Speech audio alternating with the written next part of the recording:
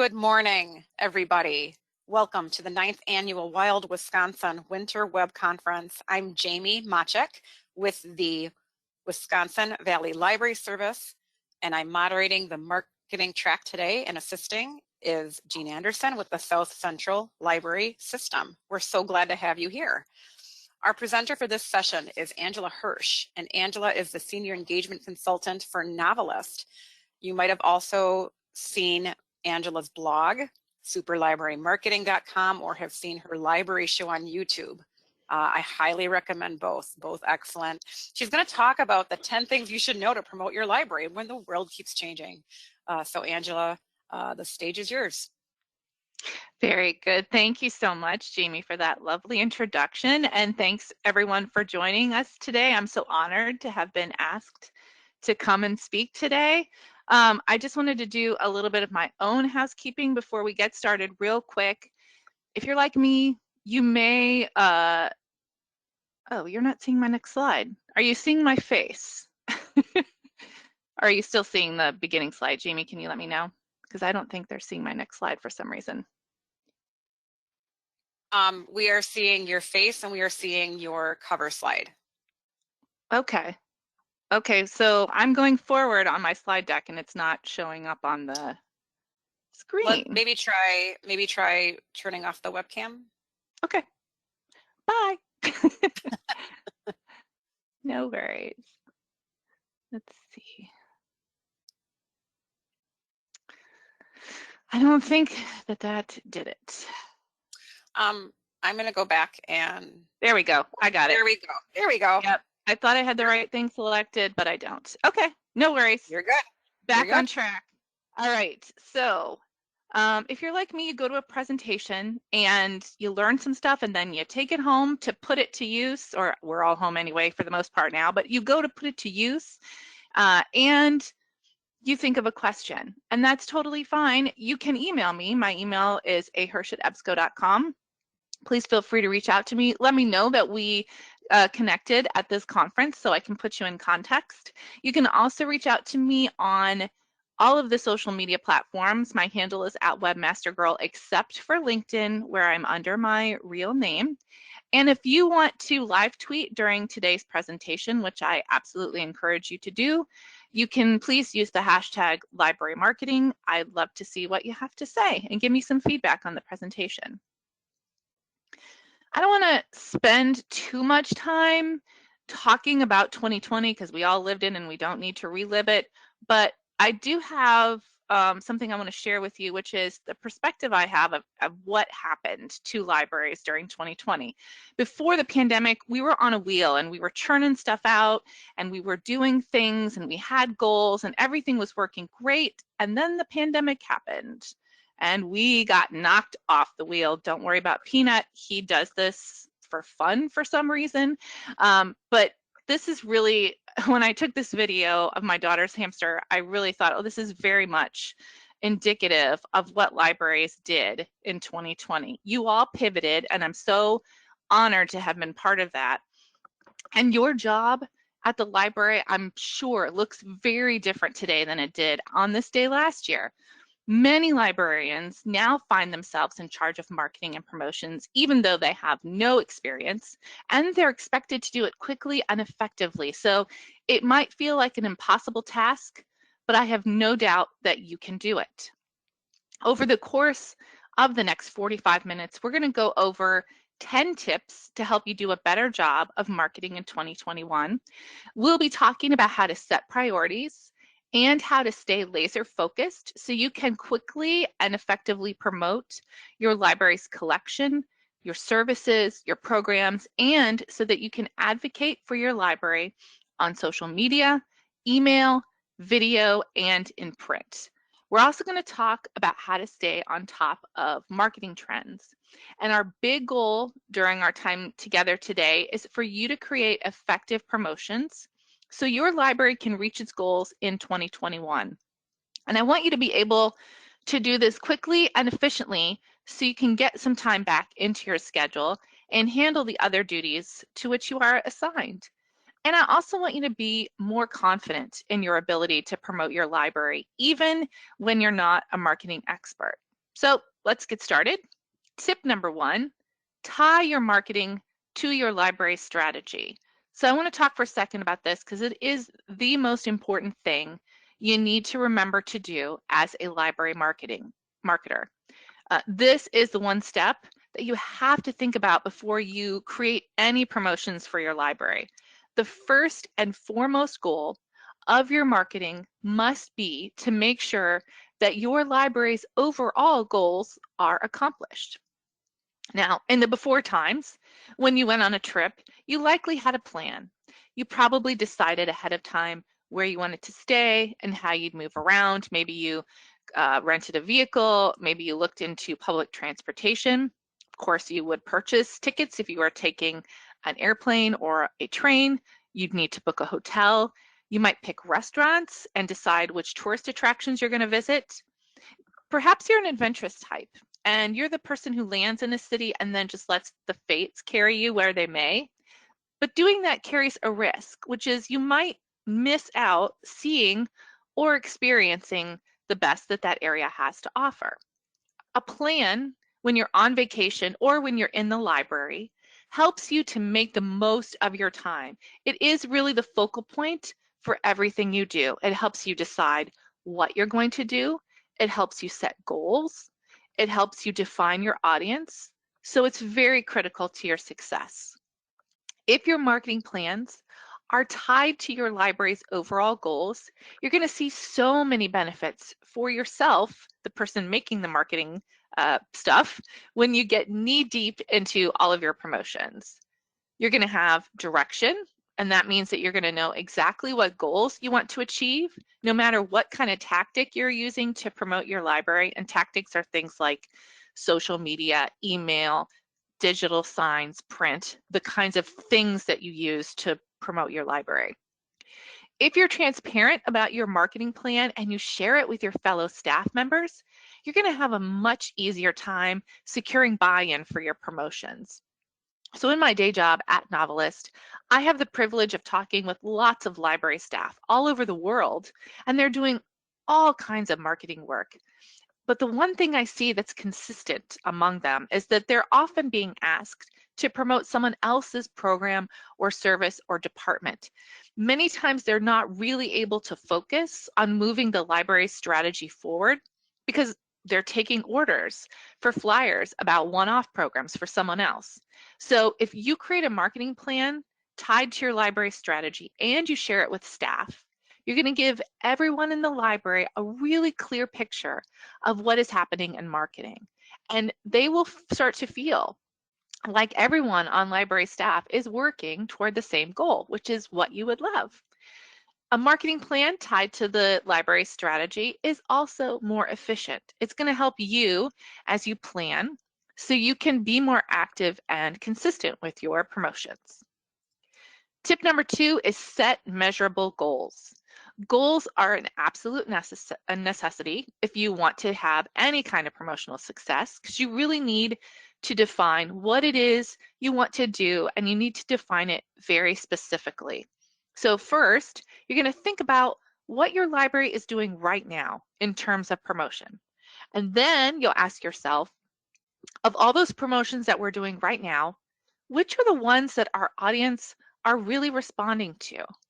So for instance, when you post about books or maybe other collection items on Facebook, do you get a lot of shares and likes and comments on a particular genre or a particular type of item like ebooks? Do people really love it when you share book-related memes on Twitter or Instagram? Which of your emails have the highest open and click-through rates? Are there certain bookmarks or other print materials that people in your community really get excited about when they come out? Use numbers as you set your goals and say specifically how you are going to measure the results. So these are 2 goals that I had when I worked in my previous job at the Public Library of Cincinnati and Hamilton County. I worked in the marketing department there. And at one point we decided that we wanted to very specifically increase the circulation of our new mystery and science fiction ebooks. And we set a number for that. We also went through a period where we were really focusing on getting more people to download online magazines, and you can see I set a measurable goal there. You also need to write your goals down, which sounds silly, but we have data from the Content Marketing Institute that shows that the most successful marketers write their goals down on paper. That simple step is going to help you remember what you're doing, and it's going to keep you accountable. All right, we're on rule number 3, which is to mind the marketing rule of 7. So the rule of 7 is one of the oldest principles in marketing. It's very straightforward. It just means that experts have data that shows it takes an average of 7 exposures to your marketing message before a person is going to act on it. Now, the number 7 isn't set in stone. This rule is really less about that number.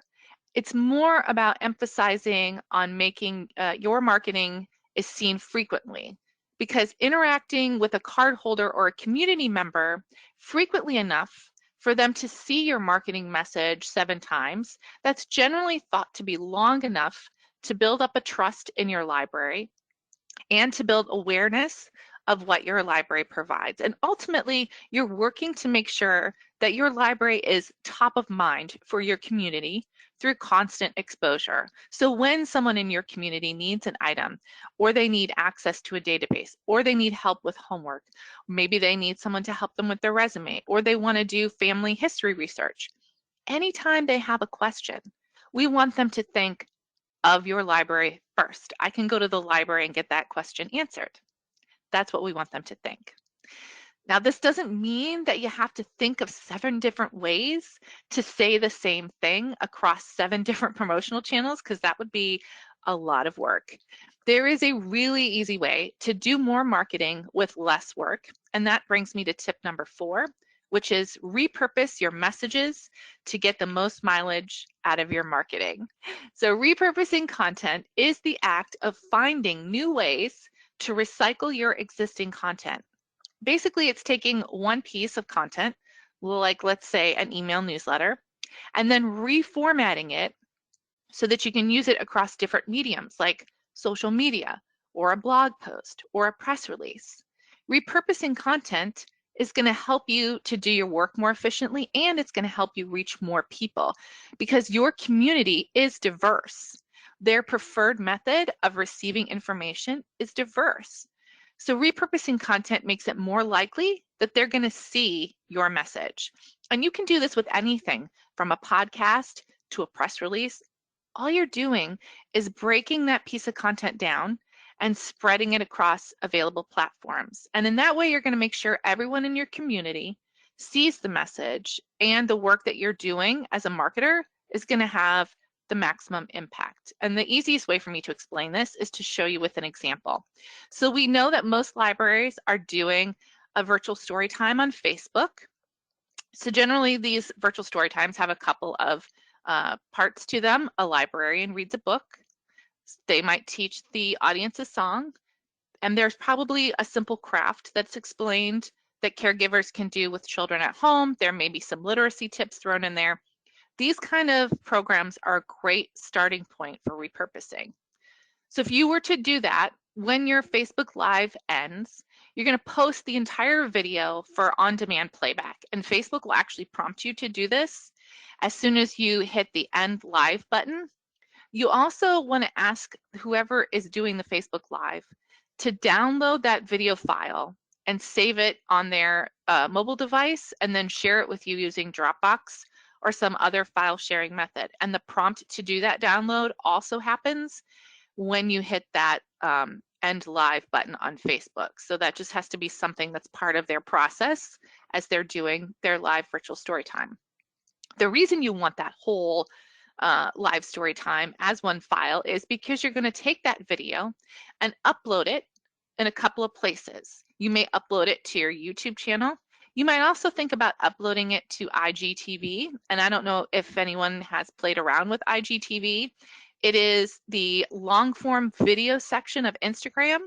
So anyone, any library that has an Instagram account can set up their own IGTV channel, and you can share videos on there that are up to 60 minutes long, and they don't disappear like Instagram stories do. So you get that long tail marketing reach. I think that's a really fun place to play around with your long form videos.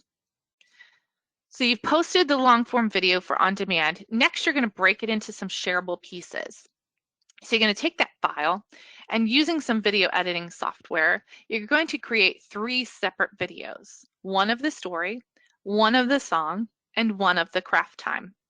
And then over the course of, let's say, the next week or so, you're going to upload and release those 3 smaller videos on platforms like YouTube or Twitter or Facebook as separate pieces of content. If your library has a podcast, you could play one of those segments in your next episode. And you can use those smaller individual videos to drive people to watch the full story time on your Facebook page, or I should say, you can also use them to drum up excitement for your next Storytime Live. You could also take that Storytime and transcribe the video. So if your library has a blog, you can turn that transcription into a blog post, maybe with a link to the ebook version of the story, the song lyrics, and the instructions for the craft. In your library's next email communication, you can promote that post with a link directly to your website. You can also take that transcribed text and create visual posts with a graphic on Pinterest, like the Cape May County Library did here. And again, you can put your Storytime materials together and create some print materials from that transcription. So maybe some quarter sheet flyers or bookmarks that teach the song and the craft. I really love the way Watsonville Public Library did this. They created Storytime kits. So this is the page on their website.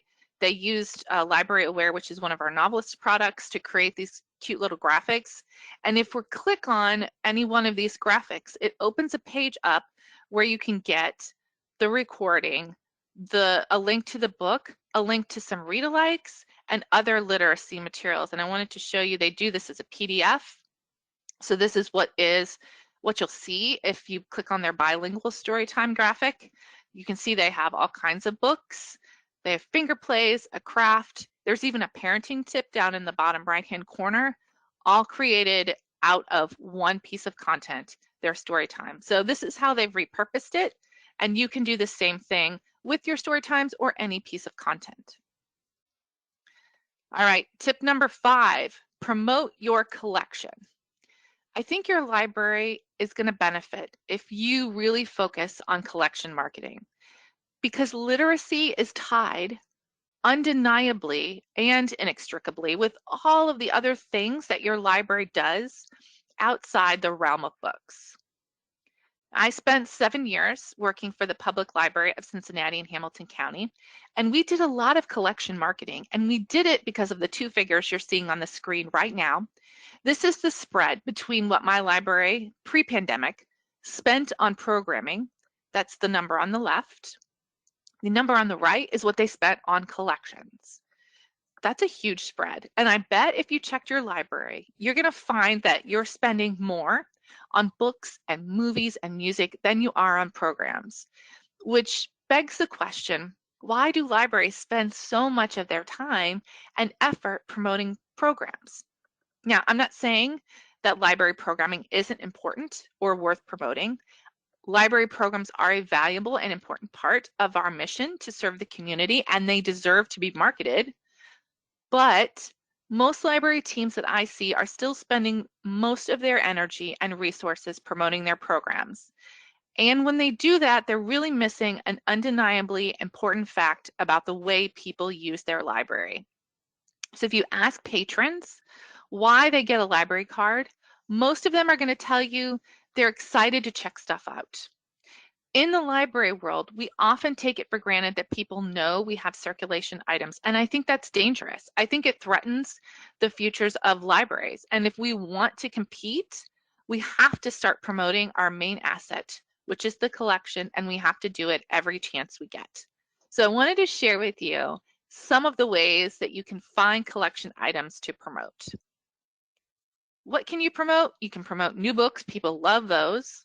People also love read-alikes, which is really great when you have a long holds list for your new books to keep your readers engaged while they're waiting for that great new book.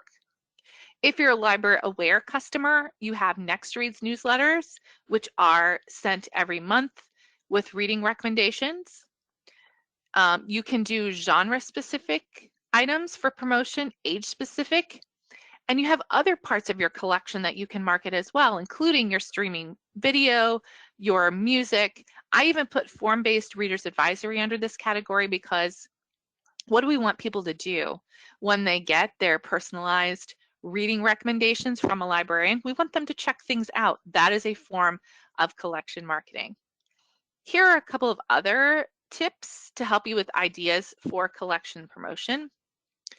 You're going to want to pay attention to book pop culture and promote items that are getting a lot of media or critical buzz. And to do this, I listen to podcasts to learn about new books that are headed to the shelves. Some of the best come from Book Riot. They have a whole bunch of podcasts, but my two favorites are All the Books and just the plain old Book Riot podcast.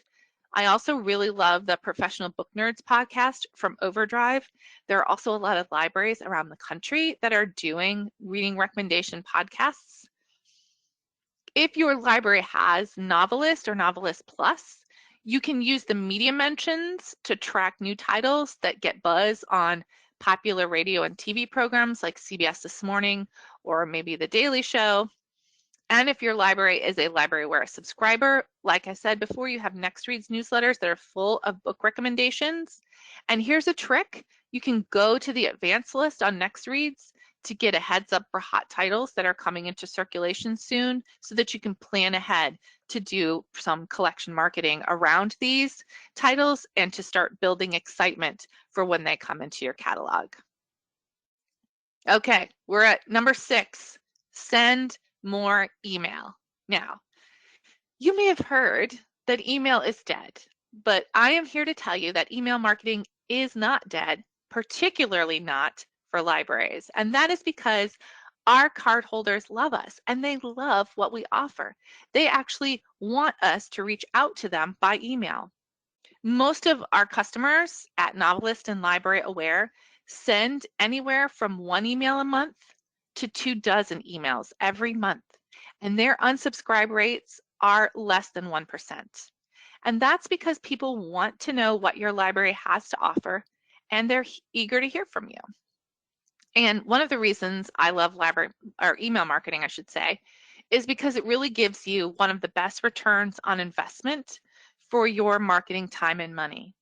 According to the website company Opt-in Monster, 61% of people prefer to be contacted by brands through email. And yes, your library is a brand. Literally everyone checks their email every day. And most people, as you can see, do it first thing in the morning before they do anything else in the day. When we're trying to do promotions in library, we are always looking for that one place where we can talk with our cardholders and hold their attention. And email is that place. There are a couple of really important best practices to keep in mind when you're sending your library marketing emails. First, your subject line is probably the most important part of the email because this is the place that you're using to get cardholders in the door, so to speak, or to open the email.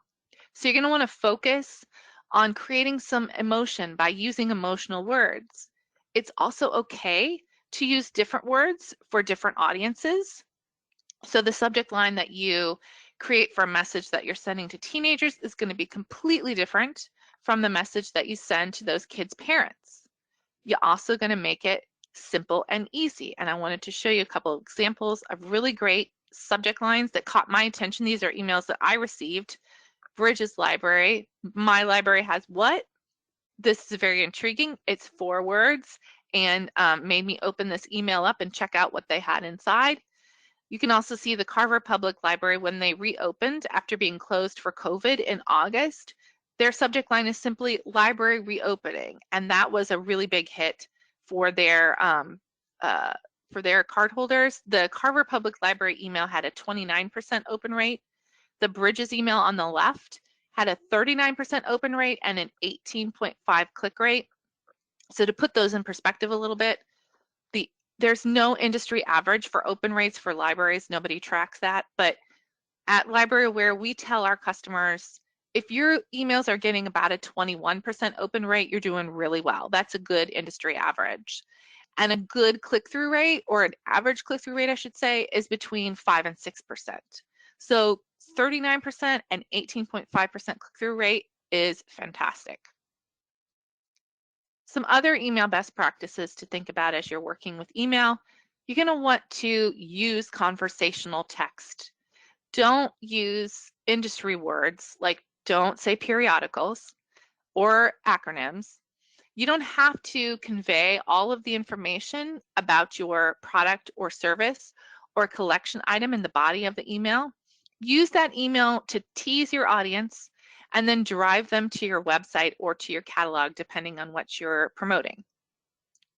You also want to mix your text and images, and keep in mind that excessive text can send negative signals to spam filters, so you want to limit your text as much as you can. You also want to choose an image that really complements the text. The purpose of the image is to create some emotion or to set the mood of the email. It's really there to inspire. I also like to talk a little bit about calls to action. You want to put your calls to action in a square box that looks like a button to compel your recipients to click on them. It's a psychological thing. We like clicking on buttons as humans, so just put it in a square box. Try to limit the number of calls to action you have in your email. So some examples specifically could be like, place a hold on this book, get reading recommendations. You can also just use a one-word call to action like download or read. Finally, you want to make sure that you are targeting your message. We have data to suggest that click-through rates skyrocket when the message that you email is targeted to the audience that is most likely to be interested in it. And I know that sounds like common sense, but I still hear from a lot of libraries who are afraid to stop sending all cardholder emails. If you can segment your audience, you should do so. And the easiest way to do that is to have people tell you what their interests are. You can also do this whenever someone signs up for a card. You can ask current card holders to fill out a survey or maybe a Google form to list their interests. Small targeted audiences are best for email than are all cardholder messages. And we have a couple of clients at LibraryAware who do this. The Plainfield Public Library sent this message to just 275 cardholders who had indicated they were interested in getting information about the virtual job club. And as you can see, their open rate was right at industry standard, but look at their click-through rate, 16%. And I will share a secret with you. I am more interested in the click-through rate than the open rate, because the click-through rate indicates not only interest by the person receiving the email, but that email actually contains something that they want to take an action on. It takes effort to get people not only to open the email, but then to click on something in the email. So this indicates to me that this email was really effective because it had a nice high click-through rate. And it was just 275 cardholders. Citrus County also sends an email like this once a month. They're a pretty big system. So this email goes to about 5,000 of their cardholders. I don't remember, they have at least a couple 100,000 cardholders total. But this group of 5,000 have indicated they want to know about bestsellers coming up. And as you can see, their open rate is above industry average and their click-through rate is through the roof because the people who get this message have indicated that they are interested in it. So targeting really works. If you can do it, you should be targeting your messages. All right, we're at tip number 7. Best practices for social media. You have to follow them. Now, social media is fun. I wish you could see my face right now. And it's interesting, but it's also one of the only ways that we have during the pandemic to reach our non-card holders because we can't do in-person outreach right now. So we use social media as a virtual way to talk to our community. Libraries that approach social media with a combination of strategy and creativity, and most of all, patience, are going to find that it really works. But even in the best of times, I admit that social media is difficult. Trying to figure out what works and replicate that is really hard when the rules are constantly changing. I literally watched a video earlier this week that talked about changes to Facebook and changes to Facebook pages. So again, I felt like this cat while watching the video. But we're going to spend a few minutes right now talking about what works best right now for social media. And then a little later, I'm going to share some websites that you can use to keep on top of trends so you can keep having social media success even when things are changing. You should know that I have a handout that goes along with this presentation, and it has links to all of the websites I'm going to mention in the next section. So if you can get that handout after the session, you will have a link to all of these. You don't have to worry about writing them down.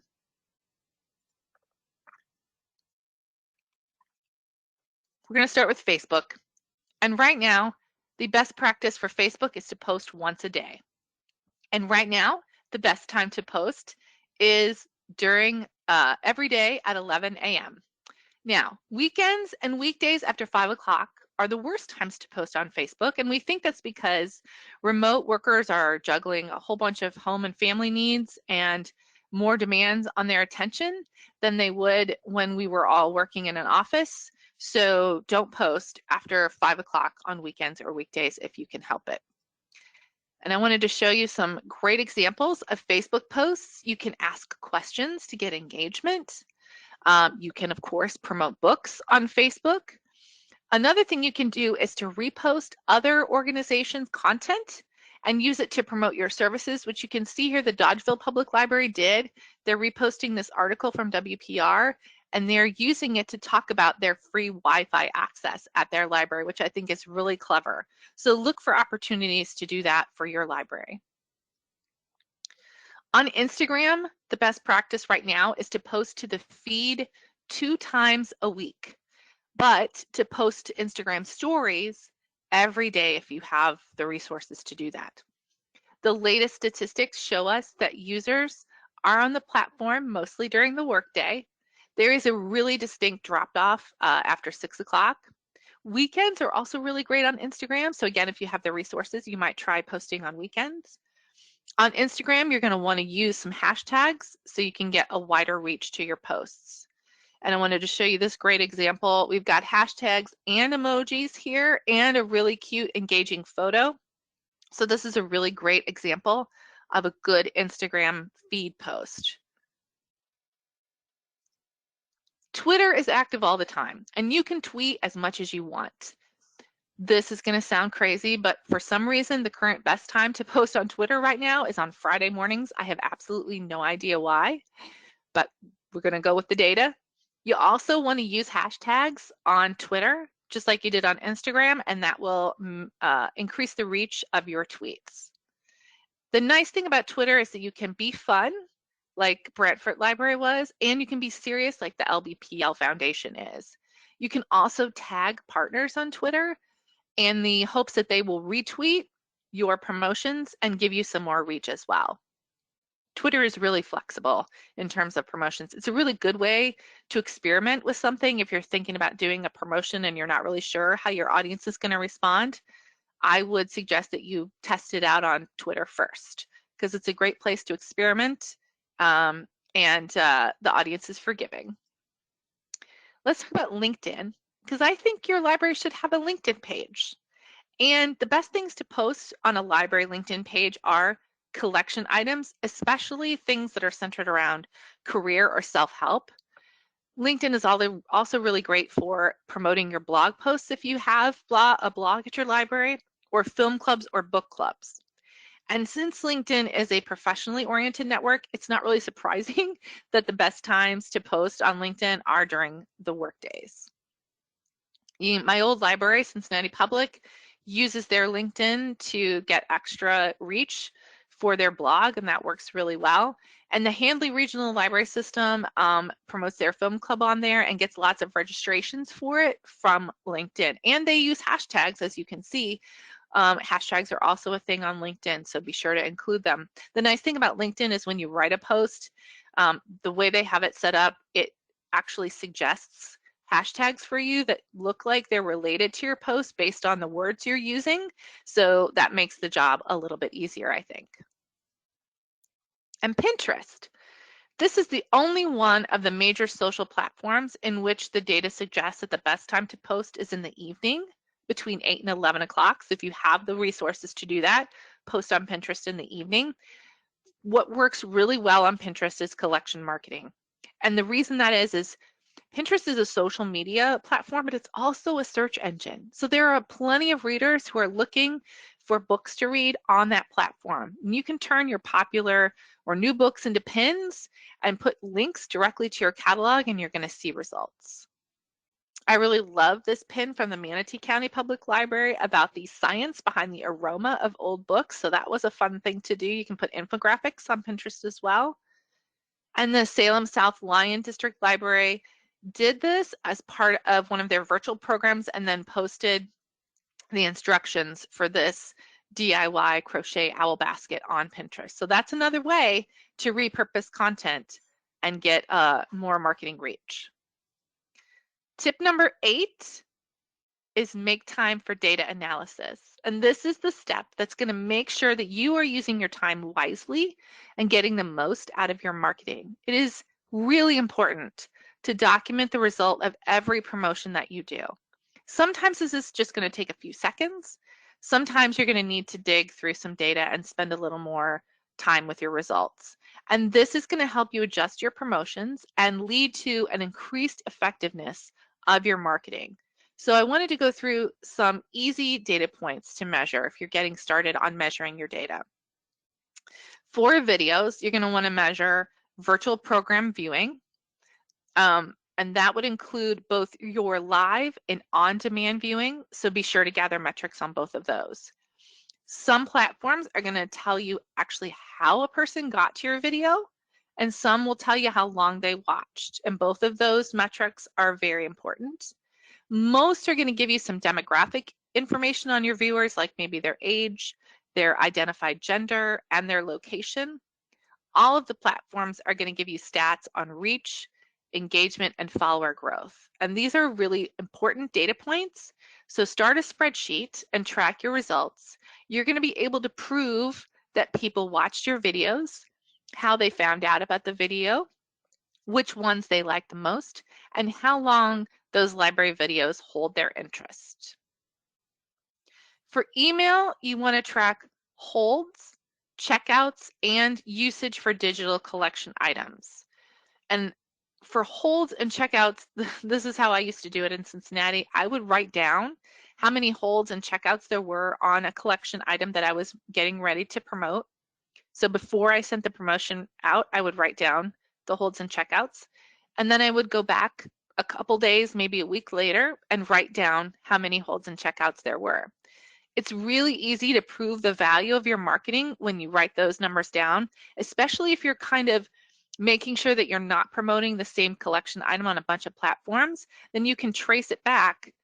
If you see a growth in circulation, you can trace it back to that particular marketing effort. So for instance, if I want to promote a book on email, I don't talk about it on social media on the week I sent the email out.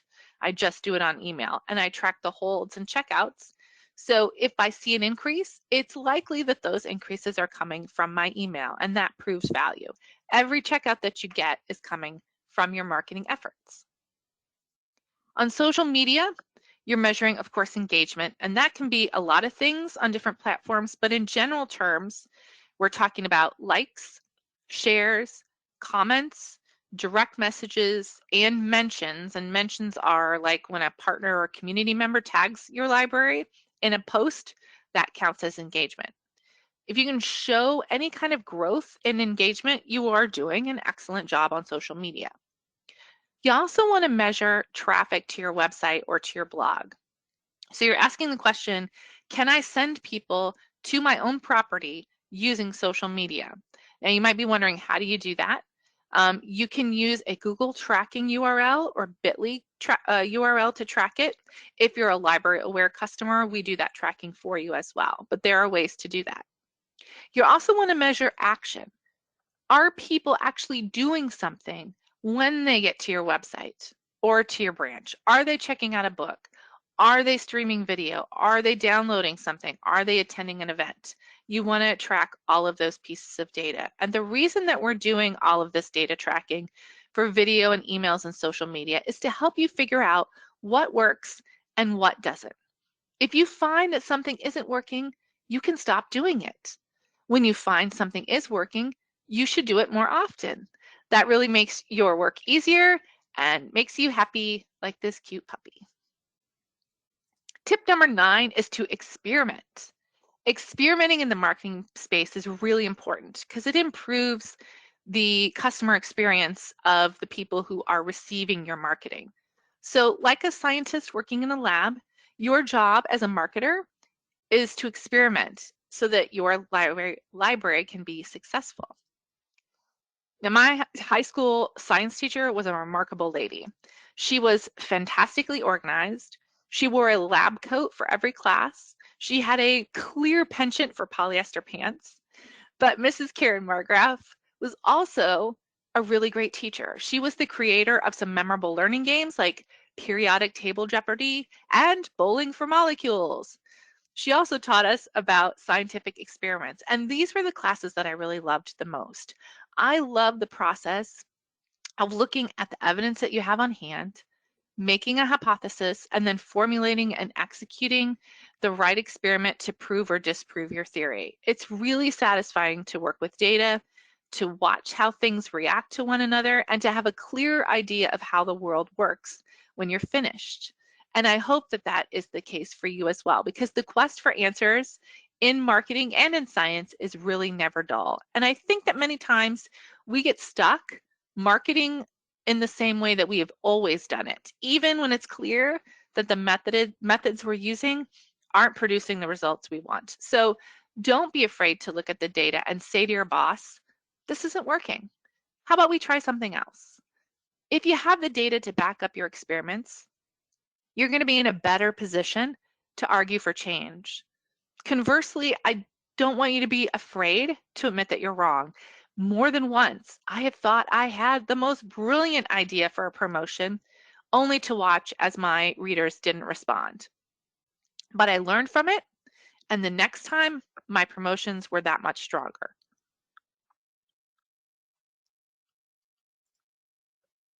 All right, we made it to tip number 10. Use your tools and stay on top of trends. So this is where your handout is going to come in really handy. I'm going to go through some of the things you'll find on the handout. For social media, I rely on 2 websites mainly to give me information about what's going on with algorithms, and those are Social Media Today and Social Media Examiner. They have newsletters that you can subscribe to, and that makes it really easy because it just jumps right into your inbox. Social Media Examiner also has a podcast and a couple of video series on YouTube. If that is more your style for learning, you can subscribe to both of those as well. For general marketing, I highly suggest that you sign up for Ann Handley's Total Anarchy newsletter. It is my favorite piece of email. It comes every other week. I think it's the gold standard for newsletters, and it's hard for me to explain that. You just have to sign up for it and get your first issue. She just does a really great job of explaining marketing trends, being inspiring. She does a beautiful job using white space, and her writing is amazing. I also encourage you to join the Library Marketing Book Club on Facebook. We meet once a month. We read a marketing book. Sometimes it's related to libraries and sometimes not. The past 3 meetings, we've actually been able to get the author of that book to come to our meetings and answer questions. So we meet once a month virtually to talk things through. And it always ends up being a conversation about the hurdles and successes that we are all having in library work. So I think this is a really great community for you to join, and I would love for you to join us. I also recommend Jay Akunzo's Unthinkable podcast. That's going to help you with creativity. And Andrew Davis is one of my favorite marketing experts. He has a really interesting backstory. He used to write for the Muppets, and he was a producer for Charles Kuralt, and now he's a marketing expert. And his YouTube videos are just fascinating to watch. And he just launched a new series called Loyalty Loop, which talks all about making live events on in a virtual space more interesting. So I really think that's something that every library can learn from. You can learn about story elements by requesting a free copy of The Secret Language of Books from NoveList. This is going to give you some new language to market your library's collection. It's so much more interesting to describe a book in terms of story elements instead of plot. It intrigues readers, and it probably is going to lead them to place holds on books that they might otherwise ignore.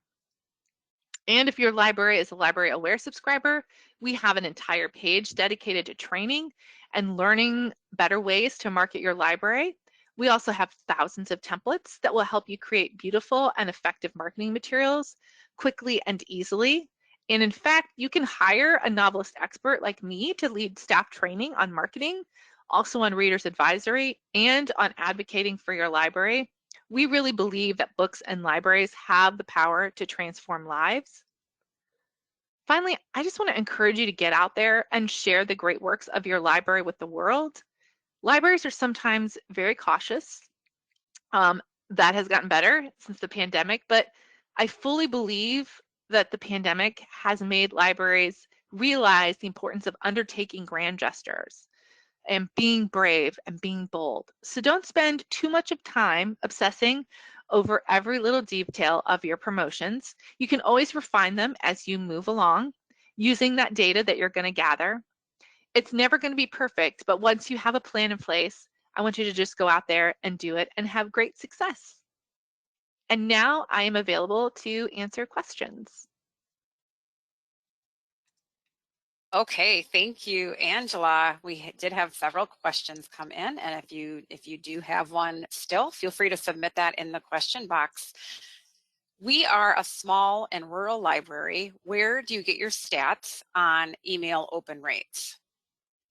Very good question. It depends on what kind of program that you're using to send your emails. So if you're using your Outlook email box or whatever your library has set up to receive work emails, you're not going to be able to get stats on them. You are likely going to need a program like Library Aware to send out emails to get your stats. And when you buy one of those programs, and I don't want to pitch Library Aware, but we do our pricing based on the number of cardholders in your community. We have a lot of really small library customers, and it's priced very competitively.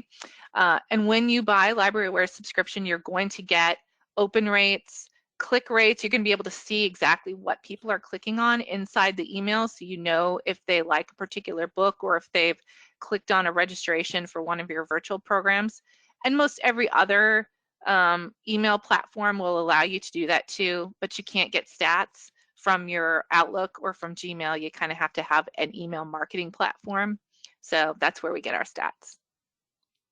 Thank you. Oh, another one came in. Are the Facebook best times the same for teens?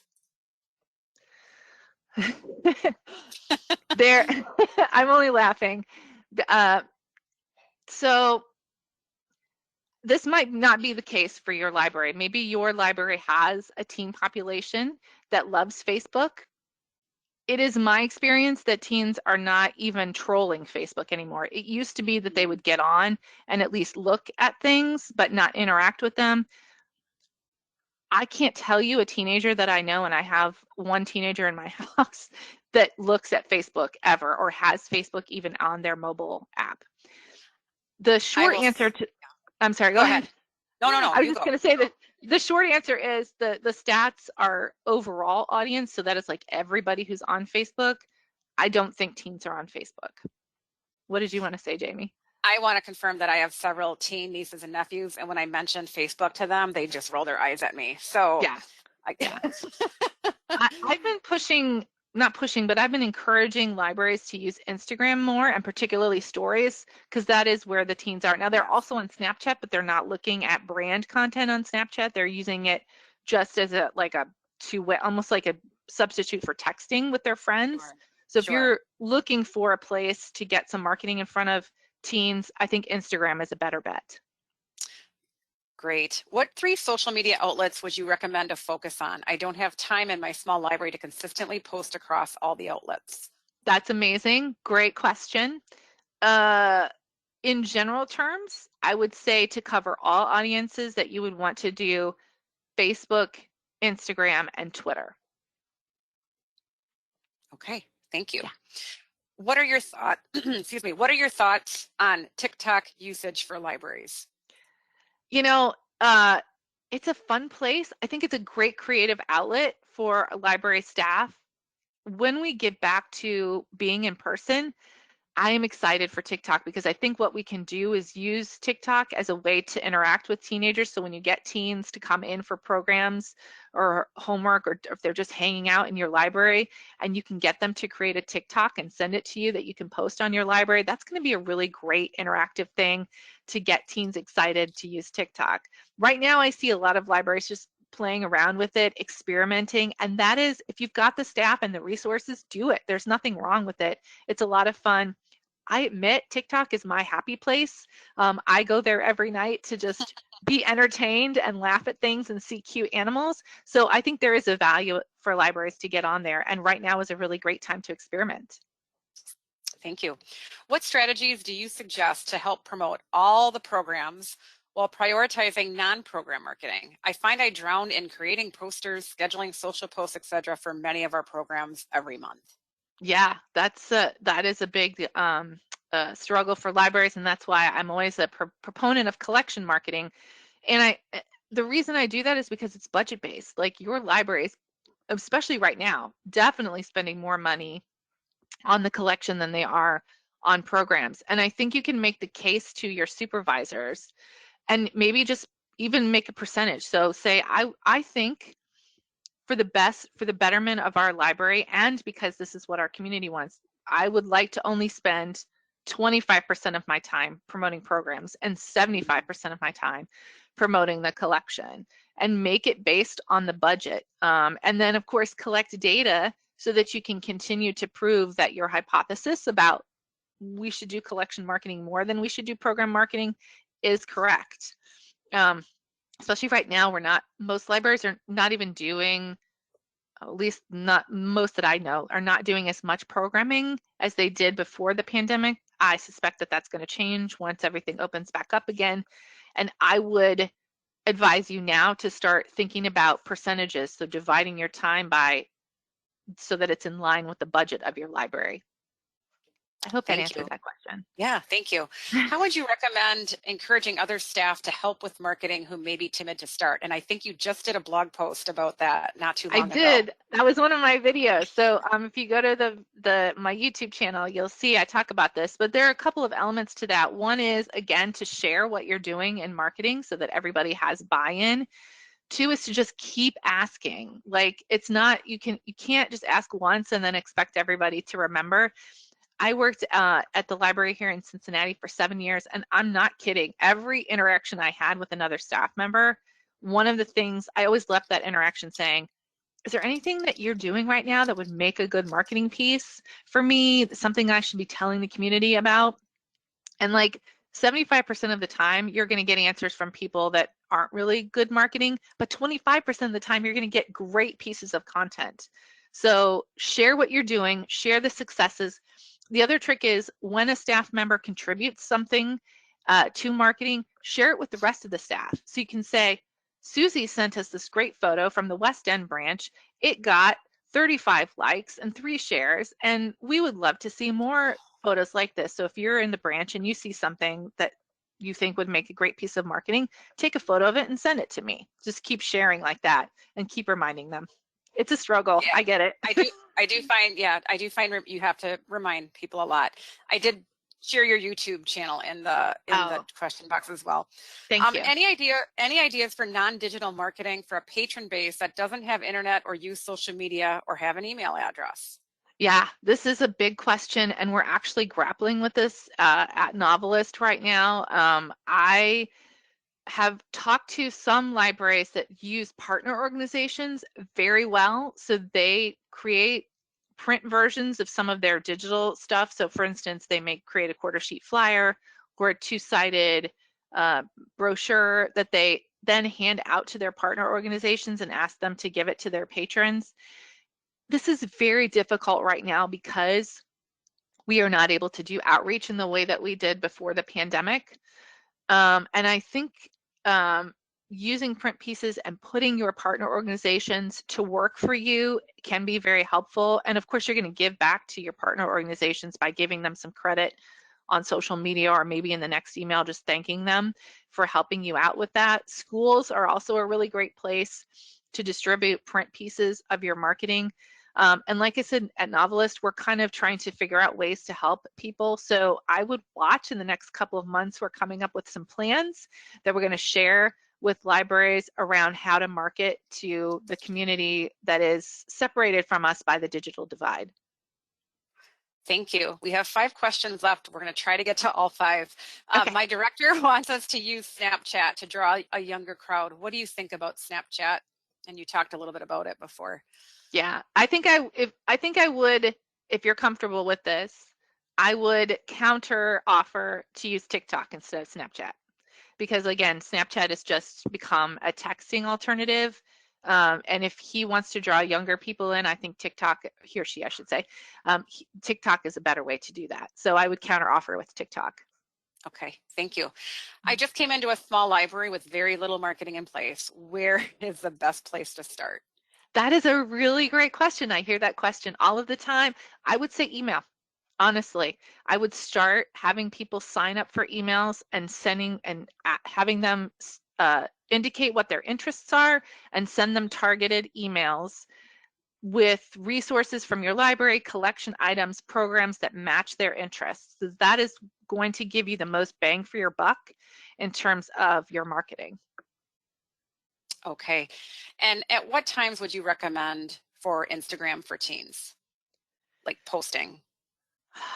So the feed has an algorithm, and it doesn't really matter what time of day you post for Instagram right now on the feed. That's like the basic original Instagram that you scroll through, and stories last for 24 hours.